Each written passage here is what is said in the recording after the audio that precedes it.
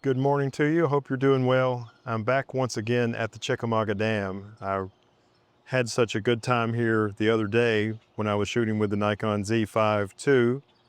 I decided to come back again. Today is Canon day in the rotation, so I'm going to turn where there's some better light on me and the dam's not in the picture. So I brought the Canon R5 Mark II and the 100 to 500 here to the Chickamauga Dam, and I hope to do some Osprey and gray blue heron photography. So let's see how this goes. Here's the Chickamauga Dam and the bridge that goes across it. And this is the area where you can do photography right here. And normally I'll do my shots around here or maybe up on top of the fishing pier. But this time I picked this location right here. The little walkway goes all the way around and people will stand right here and fish. But I was right here for most of my photography, and then later I moved down here into the sun. Here's the first photo of the day, just sitting there on the sidewalk right next to the dam. And I was waiting for Osprey to fly by and hopefully come down and catch a fish. This one did not do that, but it did bank near me and I was able to get this shot. This is cropped quite a bit. 500 millimeters, 1/1000th of a second, f7.1 and ISO 400. Here's another shot quite a bit like that last one, 500 millimeters, 1/1000th, f7.1 and ISO 400. And now we got an Osprey coming in to get a fish, but this was a long way away and this is cropped quite a bit, so nowhere near as much detail as I wish I had gotten in this shot, but at least I do have the Osprey coming down, putting its talons out, and then hitting the water. You can see it's blinking, it's covered up its eye there.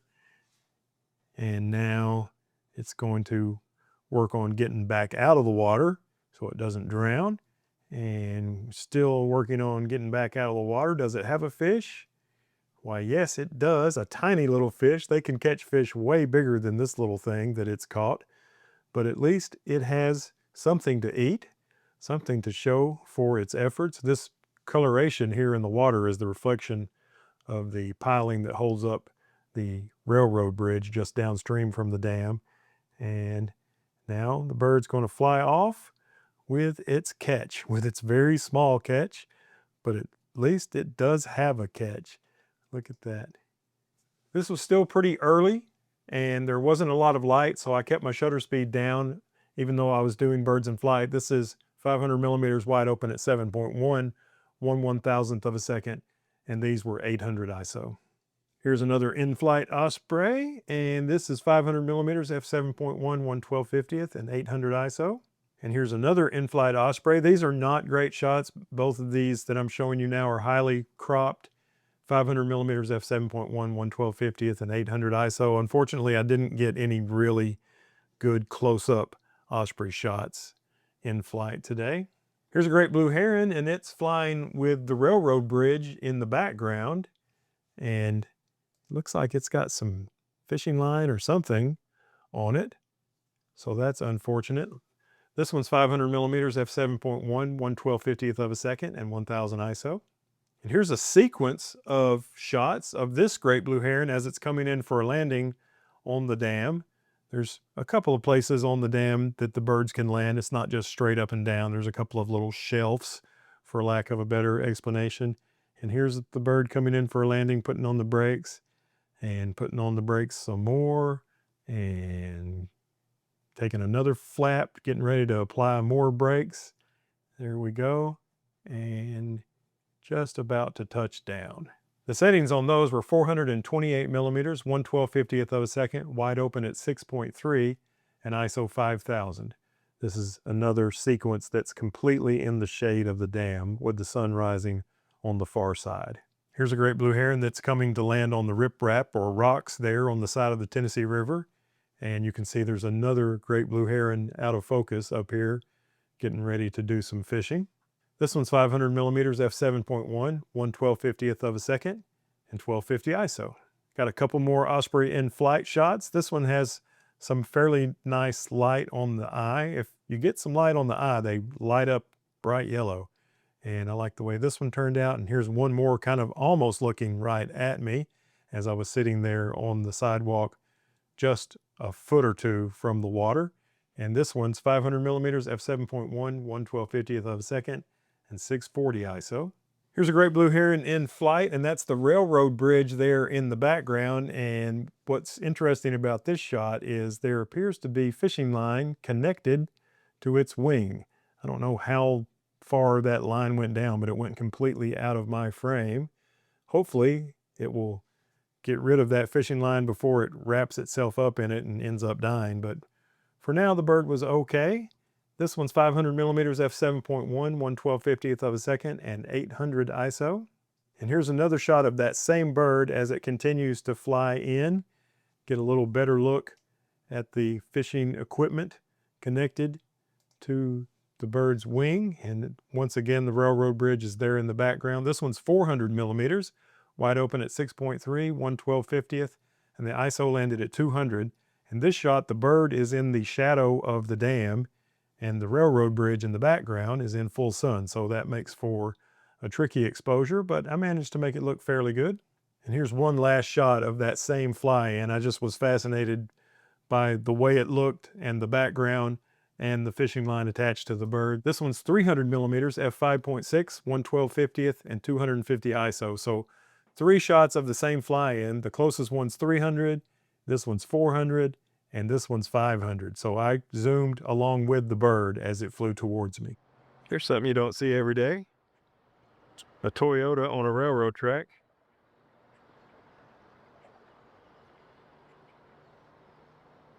Usually I don't stand this close to the dam, but today I came up here and sat on the sidewalk just right beside the dam. It was fun to watch the fishermen, and I saw a few birds here too, but now I think I'm going to move downstream a little bit.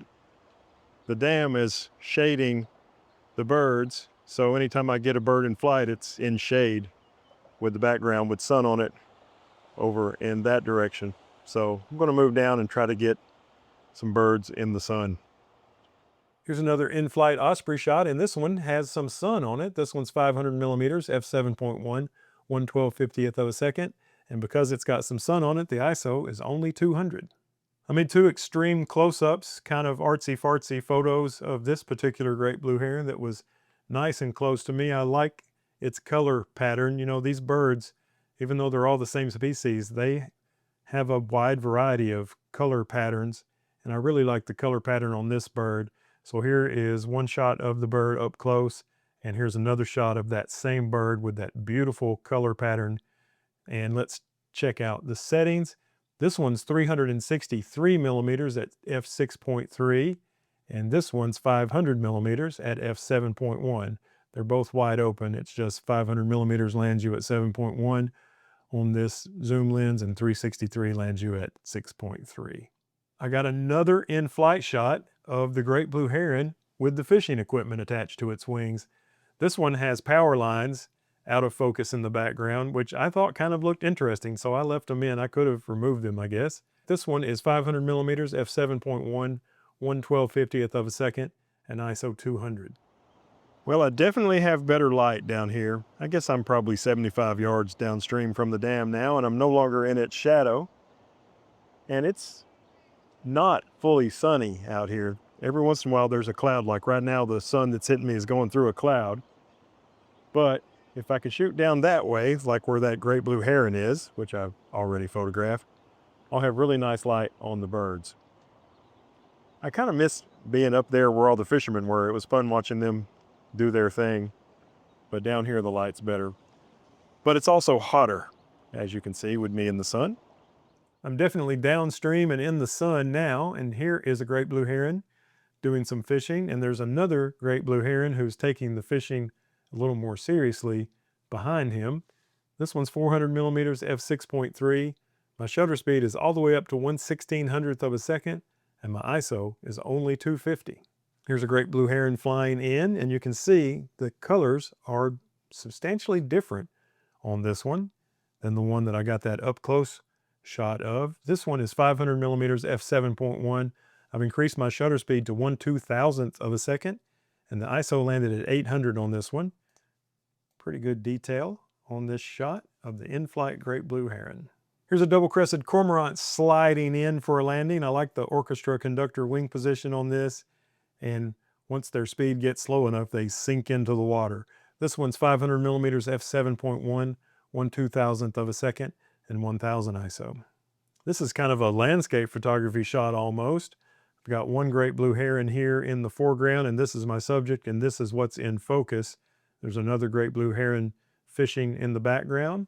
These are some of the pilings that hold up the railroad bridge, and you can see the foliage that's right along the Tennessee River in the background, and then further back than that are mountains in the Tennessee Valley, as we can see those. And this one's 200 millimeters, wide open at f5, 1/2000th of a second, and 320 ISO. Well, I got kind of bored with the birds at the dam, so I came here to the gravel road that leads to the Summit Knobs Equestrian Trail and made some photographs of the smaller birds. But the first bird I saw when I got here was an indigo bunting, but I don't think I got a good shot of it. And then shortly after that, I saw a red shoulder hawk, and I got a shot of it. It's kind of blocked, but I definitely got a shot of a red shoulder hawk, so that's kind of cool. Here's the red shoulder hawk that was in the top of a tree. It actually landed fairly close to me, and I got out of the car to try to get to where I could see it. It was kind of down in a ditch. I thought it might have had some prey, and then it flew off and landed here, and I managed to get this shot before it flew off again. This one's 500 millimeters, f7.1, 1/2000th of a second, and 2000 ISO. Here's the indigo bunting shot that was a long way away. It actually came out better than I thought it would, so I decided to share it with you, but in the field, I thought that's not going to be any good. They won't be seeing that one. This one's 500 millimeters, f7.1, 1/2000th of a second, and 640 ISO. And those shots were at the very beginning of the gravel road that leads to the Summit Knobs Equestrian Trail, and now I'm parked at the very end of the gravel road that leads to the Summit Knobs Equestrian Trail. And this spot right outside my door here is a really good spot. And I got a prairie warbler here. Really nice shot of a prairie warbler, I thought. First time I've gotten a prairie warbler in a few weeks, so that was cool. And then I got another indigo bunting, and this time I'm pretty sure I got a shot that is presentable. That first shot from the beginning of the road, I'm not sure, but here I got a pretty good shot, I'm almost certain. So let's take a look at the prairie warbler and the indigo bunting with the R5 Mark II and the 100-500 lens. When I was talking about the pictures that I got out of the car, I totally forgot about the tufted titmouse. I got a few shots of this bird on this perch, and they all have the same settings. I just love the colors in this. And here's the first shot. The bird's kind of looking to the left and downward, and now the bird's looking to the right. I liked this little plant, so when I did my crops, I tried to make sure and leave all of this little circle part in, and the bird looks amazing in this shot. Here is another shot of the bird on that same perch, and I believe I have one more. Here's the last one. And all of these have the same settings: 500 millimeters, f7.1, 1/2000th of a second, and 2500 ISO. And here's a bird that I actually talked about in the video clip before these pictures. This is a beautiful example of a prairie warbler. And I got pictures of this thing on probably 5 or 6 different perches, but all of them looked terrible. And this perch looked great. So I'm just going to share this one perch with you, but I got 2 shots that I liked enough to show you on this perch. Here's one, and here's the other one. Beautiful, beautiful bird, the prairie warbler, one of my favorite migratory birds that I see in the spring and summer here in eastern Tennessee. The settings on these is 500 millimeters, 1/1000th of a second, f7.1, and 320 ISO. Look at this crazy picture of the indigo bunting. There was foliage in the foreground that was framing the bird, and foliage in the background that's framing the bird. And it's just a weird, bocalicious mess. But I think it's beautiful the way it turned out, and the bird was singing in this shot. The settings on this is 500 millimeters, f7.1, 1/1000th of a second, and 1600 ISO. And then here's this shot that has lots of specular highlights in the background that look really nice from the 100-500 Canon lens. And the bird looks pretty good too. Let's check the settings. It's 500 millimeters, f7.1. Slow shutter speed in this shaded shot at 1/250th of a second. And my ISO was 1600. I've had a nice time this morning at the gravel road that leads to the Summit Knobs Equestrian Trail, and earlier today at the Chickamauga Dam. I hope you enjoyed it too. If you did, take a second, reach down, hit the thumbs up button. That helps me out a lot. And if you want to see some more, subscribe and hit the bell. I hope you're having a great day, and I look forward to seeing you in my next video. Thanks for watching. Bye-bye.